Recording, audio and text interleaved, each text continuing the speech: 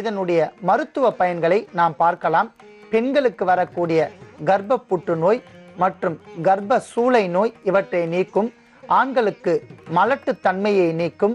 சிறு குழந்தைகள் முதல் பெரியவர்கள் வரை தோலின் நிறத்தை பாதுகாக்கும்.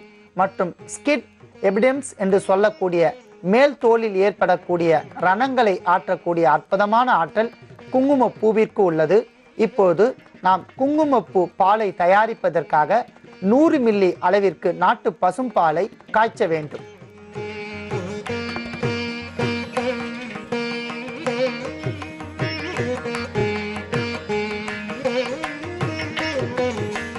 அன்பான நேயர்களே, நாட்டு பசும்பால் நன்றாக கொதித்து விட்டபடியால் நாம் குங்குமப்பூவை சுமார் 1/2 கிராம் அளவிற்கு சேர்த்து கொண்டால் போதுமானது. ஏனென்றால் குங்குமப்பூ அளவிற்கு அதிகமாக மருத்துவ குணம் கொண்ட பூ என்பதால் 1/2 கிராம் சேர்த்தால் போதுமானது.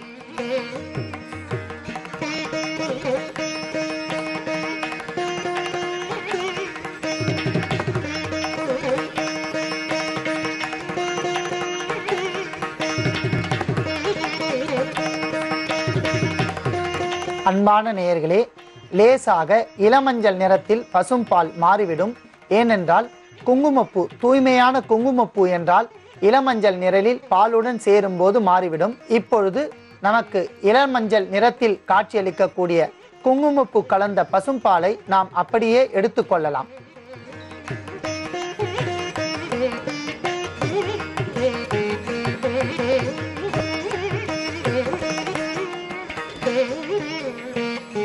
அன்பான நேயர்களே, கர்ப்பிணி பெண்கள் இரவு வேளையில் சுமார் 100 மில்லி அளவிற்கு நாட்டு பசும்பாலை நன்றாக காய வைத்து 1/2 கிராம் அளவிற்கு குங்குமப்பூ சேர்த்து நாட்டு பசும்பாலை நன்றாக கொதிக்க வைத்து மிதமான சூட்டில் தினந்தோறும் கர்ப்பகாலம் பிரசவம் ஆகும் வரை தினந்தோறும் அருந்தி வந்தால் படிப்படியாக குங்குமப்பூவின் மருத்துவ குணத்தால் நாட்டு பசும்பாலும் சேர்ந்து குழந்தையினுடைய தேக வளர்ச்சியை மிகவும் ஆரோக்கியமாக பாதுகாப்பதுடன் அழகான உருவத்தையும் தரக்கூடிய அற்புதமான ஒரு பொருள் இந்த குங்குமப்பூ. மிகவும் அழகான குழந்தை பிறக்கும். மேலும் குழந்தைகளுக்கு எந்த வகையான நோய் நொடிகளும் இல்லாமல் குழந்தை பிறக்கும். குழந்தை ஆரோக்கியமாக இருக்கும்.